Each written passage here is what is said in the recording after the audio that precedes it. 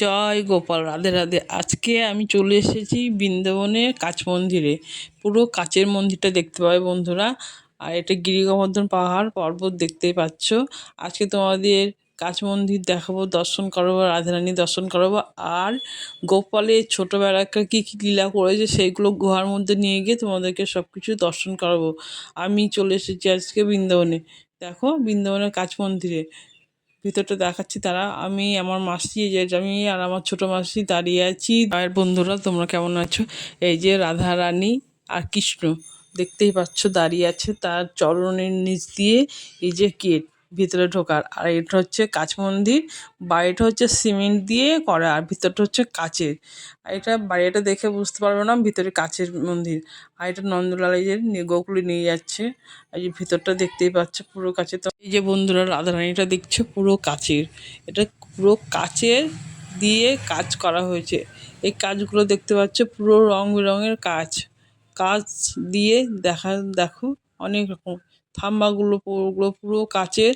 আর বাইরে এটা যেটা করা যায় ওটা সিমেন্ট, ভিতরটা পুরো কাচের। এটা উপরের ব্যাকগ্রাউন্ডটা দেখো, এই যে তোমাদের খুব ভালো লাগবে। দেখতে পাচ্ছ খুবই সুন্দর, নিজের চোখে না দেখলে বিশ্বাস করবে না কতটা সুন্দর। আর দেখে ওখানে দেখে সত্যি বলতে নেই মানে বাড়ির কথা কোনো কিছু মনে ছিল না, একদমই ছিল না। আমার তো খুব ভালো লেগেছে। তোমাদের ভিডিওটা দেখে কেমন লাগছে অবশ্যই জানাবে, কমেন্টে বলবে। ভিডিওটা দেখতে থাকবো।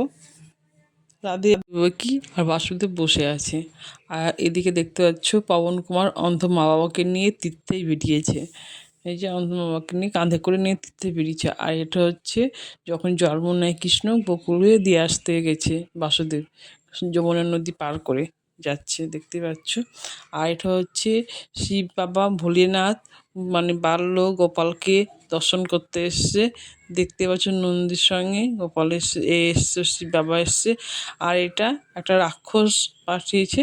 আর এটা কালিয়া দমন মানে নৃত্য করছে, কৃষ্ণ নৃত্য করছে। কালিয়া নাগের মাথার উপর উঠে নৃত্য করছে দেখতে পাচ্ছ। একদম খুবই সুন্দর সিনারিগুলো, একটু গোয়ার মধ্যে। আর এটা দেখো গোমাতা গোপালকে দুধ দিচ্ছে।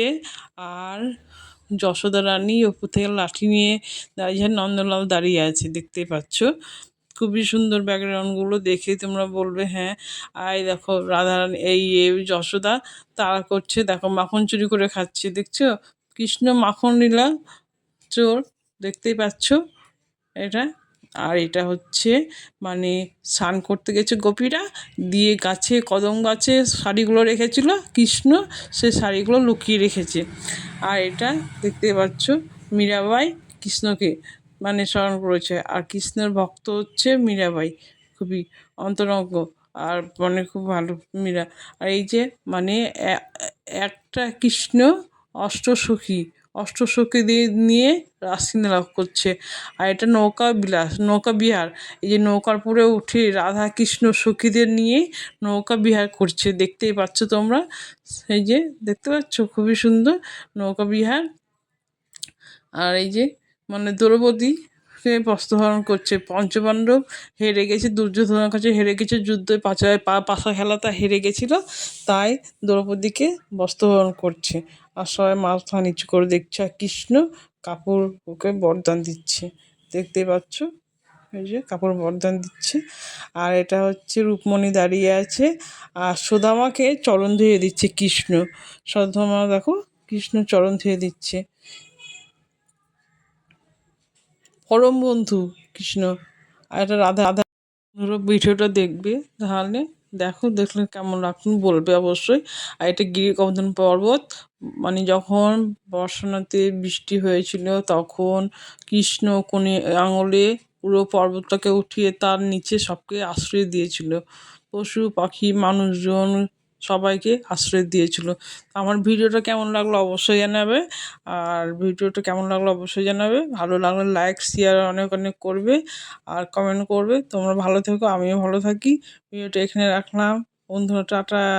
আর তোমরা দেখতে থাকো।